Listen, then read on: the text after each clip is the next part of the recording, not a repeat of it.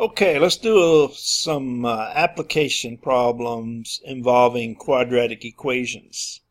We'll start out with something simple here. You'll notice here on this problem it says the length of a rectangle is 2 feet less than 3 times the width, and the area of the rectangle is 40 square feet. Find its dimensions. Well, so what I'm going to do is I'm just going to let W be the width, and they told us that the length was 3 times W minus 2, so the length is 3W minus 2. And since we know that the width, which is W, times the length, which is 3W minus 2, we know that width times length must equal the area, and they gave us the area, which is 40. Then we know W times 3W minus 2 must equal 40. And then if we distribute the W, we get 3W squared minus 2W equals 40.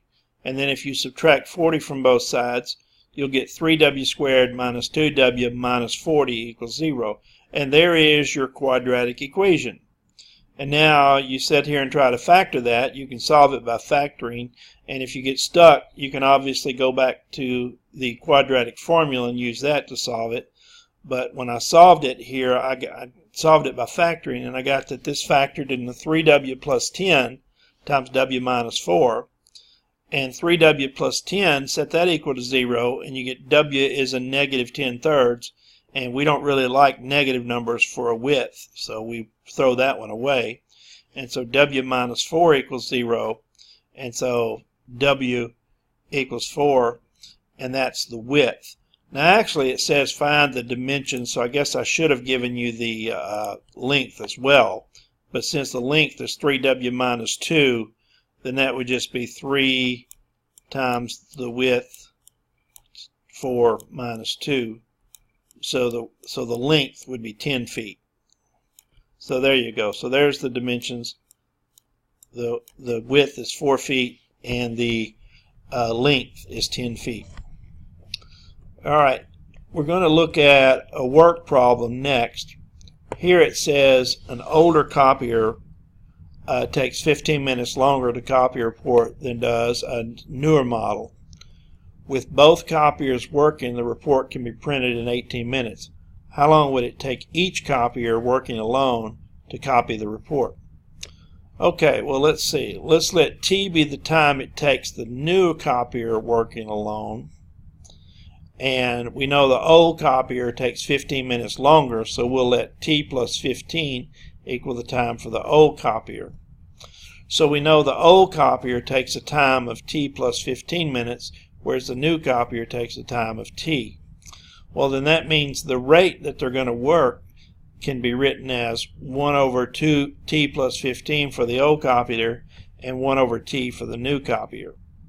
And then if you multiply the rate that each one works by the number of minutes each one works, which is 18 minutes to complete the job, so we get that 18 over T plus 15 is the time that'll take the old copier to do the job, and then you multiply 1 over T by 18, you get 18 over T, and that's the time it takes the new copier to do the job.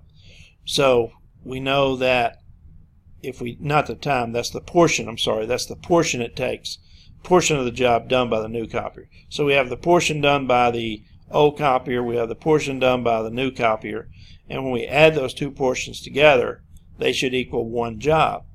Now the LCD here is T and T plus 15, so if we multiply each of these by T times T plus 15, then here the T plus 15s will cancel when I multiply this, and I'll just get 18T. And then when I multiply this by T times T plus 15, the T's will cancel, and I'll get 18 times T plus 15. And then over here, the 1 doesn't really affect anything, so I get T times T plus 15, which is T squared plus 15T. And then when I distribute over here, 18T, 18 times T is 18T, and 18 times 15 is 270. And then I can add these together. 18T plus 18T is 36T plus 270. So I get T squared plus 15T on the right equals 36T plus 270. Now all I did here to get from here to the next step is I subtracted 36t from both sides. So if I take 36t away from that side, it'll cancel it. And then if I take 15t minus 36t, I got minus 21t. And then I subtracted 270 from both sides. And if I take 270 away from that side, it cancels it. And then if I subtract 270 from this side, I'll just get minus 270. Okay, so now I have a quadratic equation, and you can solve this by factoring or the quadratic formula. I found that it factored into t minus 30 and t plus 9, and then when you set those equal to 0, you get t equal 30 or t equal negative 9. Well, negative 9 doesn't make sense because that would be a negative number of minutes. So t equal 30 minutes is the time for the new copier, when it's working alone.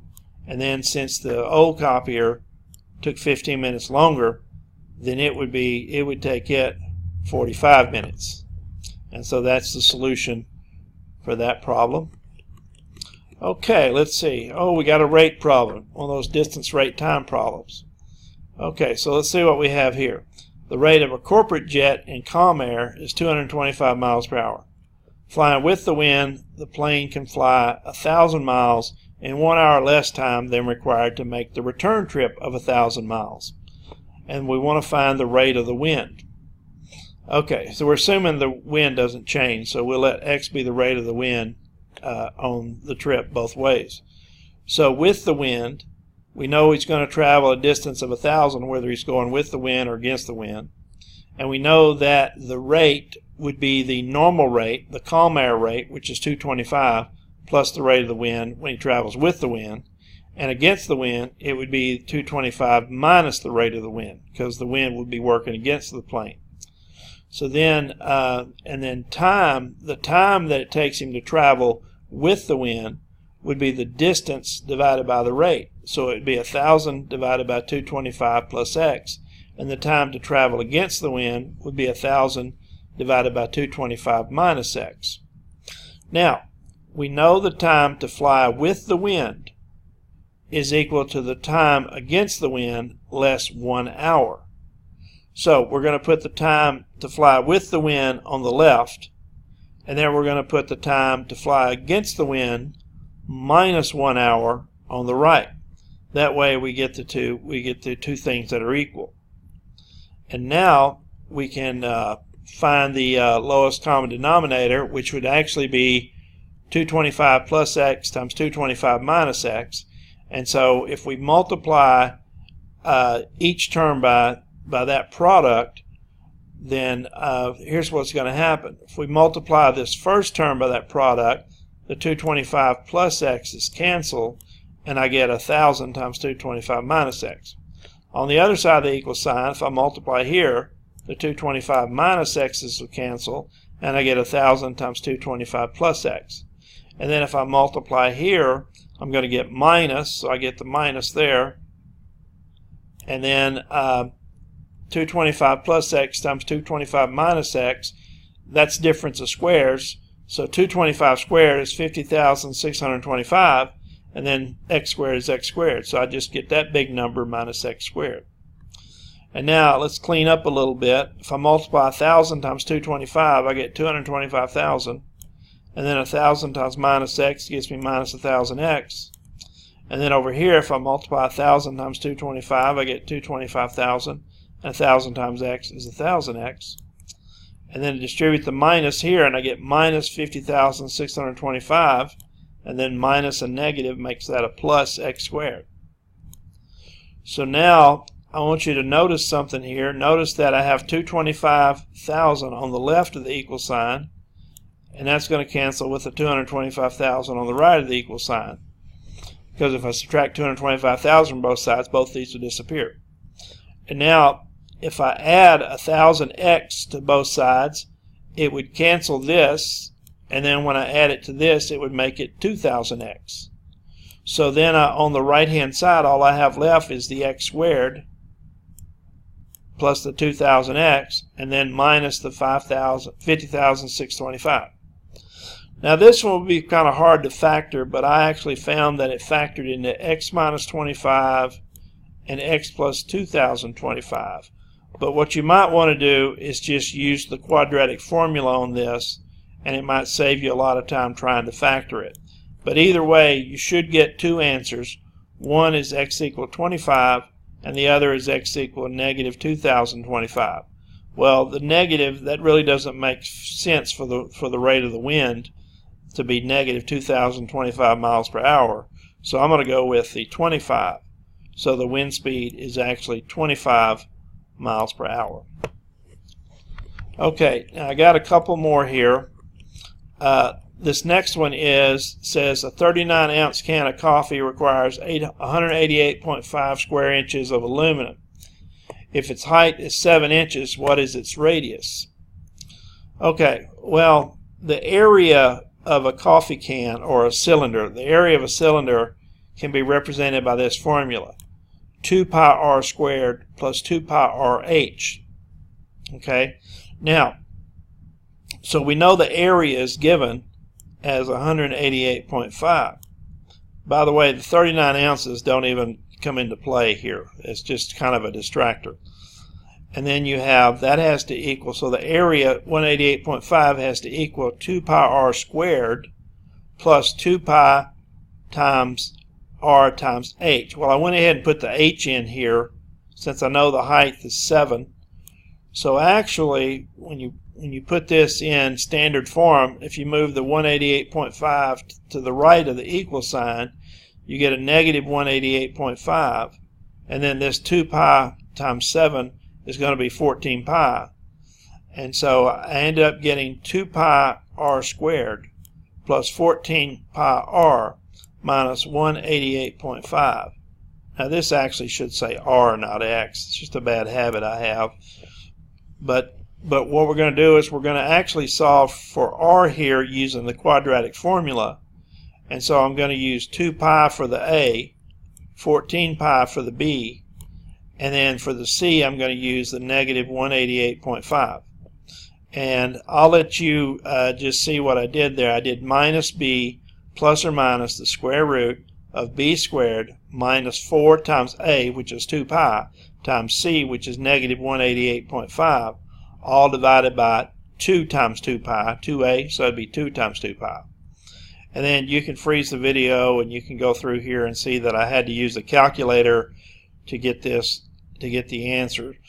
So ultimately I ended up getting the answer to be 2.06 inches, but you know, I had to use a calculator to get that answer. Alright, but that's just an application of the quadratic formula. Okay, in the last example we're given s equals minus 4.9t squared plus 20t, and that represents the height of the object based on the time. So this one's actually pretty simple to set up. A says, when will the object be 15 meters above the ground? So basically you just set this function equal to 15 and then move everything to the left. And notice, actually I changed all the signs too. So I moved the 15 to the left, and then I multiplied everything by negative 1 so I wouldn't have a negative for the first term. And so I'm going to solve that equation. And so solve that equation. And then the next one says, when will it strike the ground? And strike the ground, you set it equal to 0 because that's when it's on the ground. And then if you multiply everything here by negative 1 to avoid having a negative on the first equation, you should get that. And then the next one says, when will it reach a height of 100 meters? Well, if you set the formula equal to 100, and then when you move the 100 across and then multiply everything by negative 1, you'll get this equation. And on the third equation, you'll actually find that this has no real solution. In other words, that's because it'll never reach a height of 100 feet. So all I asked you to do here was just describe how to solve. But if you actually did want to solve these, you could just apply the quadratic formula to each of these equations here to get the answers. Well, that's about it. I think that's the last section I have on quadratic equations. So that covers that.